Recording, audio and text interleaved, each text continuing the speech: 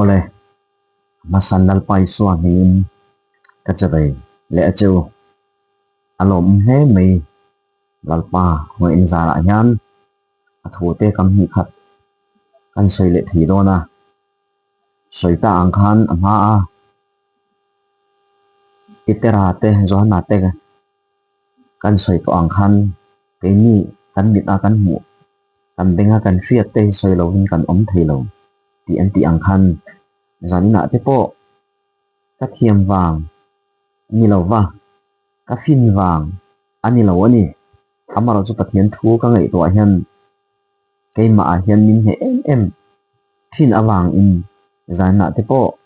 kan han soi le dona engpo ni sela pathian thu kan han chiar phop mai nge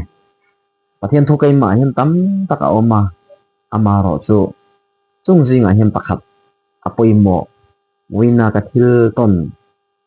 a karil ruwa min he em awang in kan soi nge chanchin thazwana mung som pali mung som pali chang som hi pasri ani te kan siar ange athu thiang ni milo ngai thang thamuan na kan hut sia a cheu keima thamuan na ka pe a cheu khovelin apek ang in ka pek lo cheu hi in thinlung mang ang su se lau po hau su se athu kan han siar te lal pan mang mal tharmin som sang lo se ai poi mo hop mai he thu hi mi tam tak salmon thiam tak tak no mi tam tak salmon thiam tak tak ten thuan soi to a ka ngai tha ve thin a amaro chu pathian thu hi kan nun tak tak a kan dai ve lo chuanin kan ngai thaliam mai mai in ka sia ni ke ma hian amaro kan nun na alo then tak tak ani chuanin pathian thu hi hlut zia hi a chiang le zual ani ti hi kan soi masa de lo ni sela ni e hei tun lai a hian khovel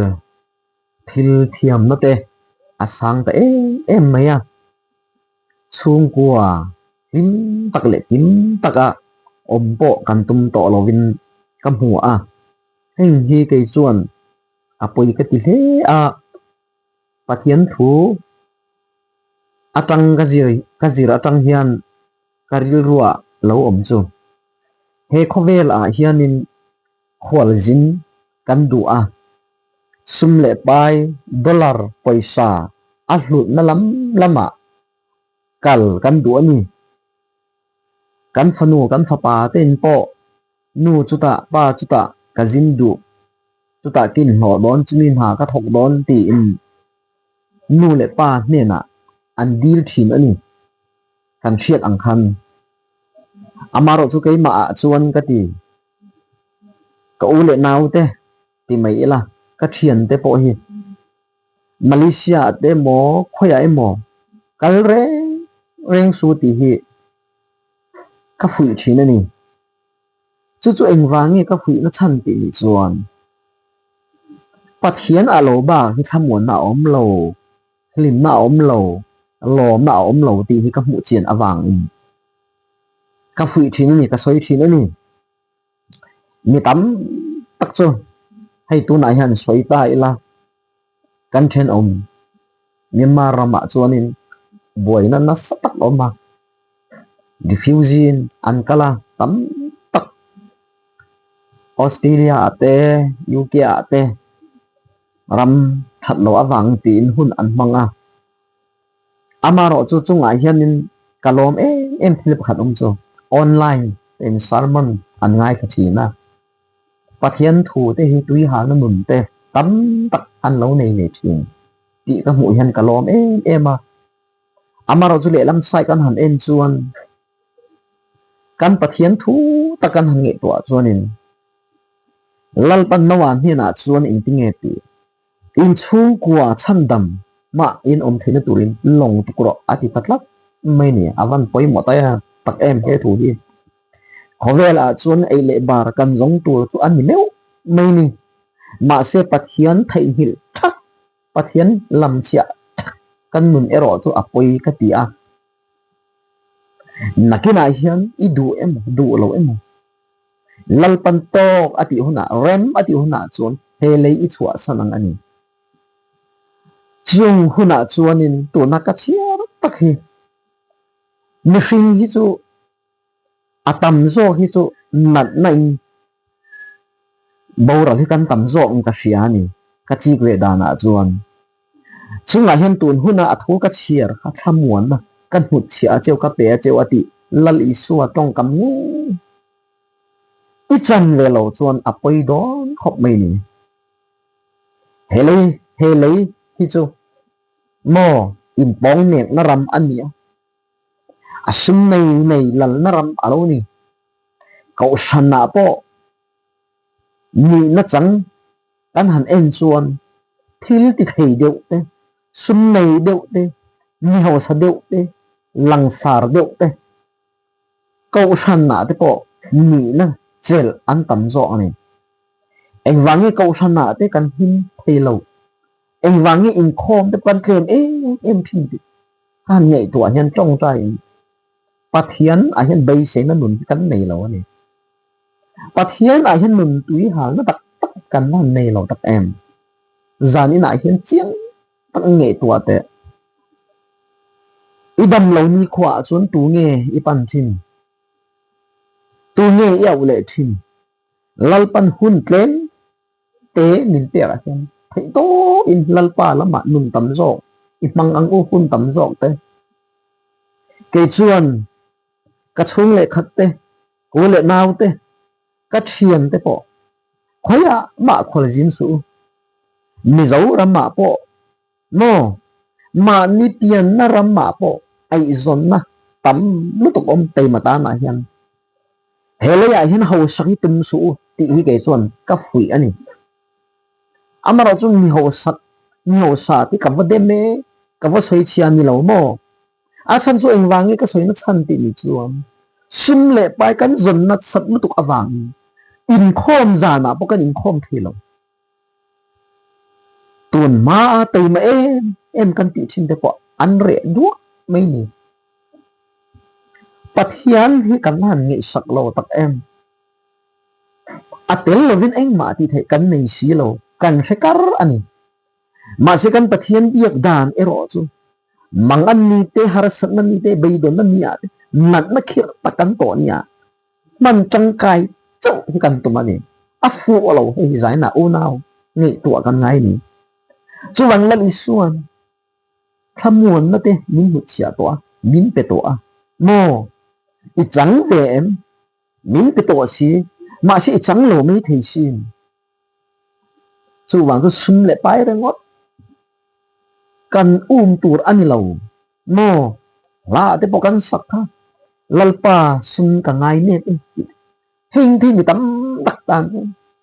sak nuam ani don lo em chu wang ka soi du ber hele ya hian eng ang sum le pai ho tam te po lo tum in lo om ma no sum le pai tam tak min po lo om ma na khamuan na a om tak lo ni hele ya chun khamuan na chu om me amini darkar ang chau te hello ni mo ni khat de khamuan na po hi om lo ni ka thil ton ni chu ka soi chu an chu khamuan na dik tak nei tu min pe tu chu tu nge lal isuan amma hi pan ni la mo chu mai nei ne mà thấy bung som ka chang som ni pariat a chuan nang ni thok rim le phur zong to kan he na lo ka lu la ke man ka cho tirang avan ro pu tak eng dang ma ni lo I har san na te mo I phur te I mang an na te I ri ru ha na zong hilal isuan chok zang khai sak hi atum kap nia ma se chumi tur chuanin kan he na lo ka lu la atien chuan an he na kal na chang I fiang u kan fiat to ang khan tu na hian in India ram state nge apo missionary ta na chun rong bol nai a haras to lo tuan mo BJP an lal tan to a Christian te ti du da na heng tum do ani chung hun a khen ma chuan ke ni zoram zalen tak in khom thei hun chance kan nei hi mang thiam ila atam zong kan hun hi peng o pathian du zong te ngei tuai la ka soi tang kan sam number som re le palia chang soma chuan mo ring tu pathian ti mi pathian ngei sang mi biak in te hi angai na tur ani mi tam taka benga ka hria le an soi thing chu in khom angai lo ina bible ke lo han chiar ila om me la tok me lo chan dam na ka chang to min chan dam to ti in kan du to alo ni lo ring tu chu atai ma tur ani mo mi te har sat na kan sut kin sang mi te ta na mal som na pe tu tur te bokan lo ni sin chuwang chuanin ka du ber tu atop man hele ya hin khamuan na tin hi om lo ba lom na lim na te hi om lo nu pan kara po ni u le na chu ne khat kara po ni ma se lal pa lal isua kan in chunga ai mo in chunga alal to phat chuan khamuan na hi oma lim na te po hi oma mo lom na te po hi om sin lal pa ro pi nan ni sina kar khada hian ka in ho thi na za sarin ka in ho ve thi na ma se kar khada ka in ho sum jan ai ma lal pa phak hi nuam ka tia thei to wa ama phak an lam avan nuam ka em ka tin eng wa nge mi sual ni bol ho ber ka ni lai bon lal pa min mangai a min khongai a mo chu wa chu kan thei to kan hun tam zot lal pa ta na hin in beng tu na hian world cup te alo ni a kan en du a tu thu kwa po ni kan ti sa cha ma le kan du a chuan zan rai tak te kan meng a mo ma se lal pa mai cham pan na tura chuan in khom kan pe le lo wa kai deu un kan kal le a heng hi christian ram ring tu kan lo ni to amoi em lal pa lom angem chuwang chuan thamon na kan hu chia chu thamon na ka pe a chu ati hi i chang lo mai thei sin pe ma se chang lo mai thei sin i zai na hen ka sui du ka zot du bong ani chuwang kon ni hi chu khamon na la li suan hin na tang lo chang to de chuan eng ang lung nei na te mang an na te lo tong ma si lal pa ka lo me an ti thei chat ni lal pan ka chunga hin rem ati tin ti ro se ti nun te an nei chat ani chu tiang nun hi nei ve to em mo ko san shui tu ini mai thei sin tuan upa te po ini mai thei mo upa po ini mai thei zir tir tu te po ini mai thei sin ma se ipiang thar lo mai thei nia khamuan na tak to hi chang lo mai thei sin zain na nge tua chiang ro oi mo lu to ani chu wang in zain na hian khamuan na kan hu chia cheu khamuan na ka pe cheu ati lal iswa tong kam nge hi i chan thei nan he khovel hin te lom na chu kal sanin ti sa thil chu ti to lo din tharau thil te ti in pathian du zong hun lo mang to ang che lal pan thu mar som ro se amen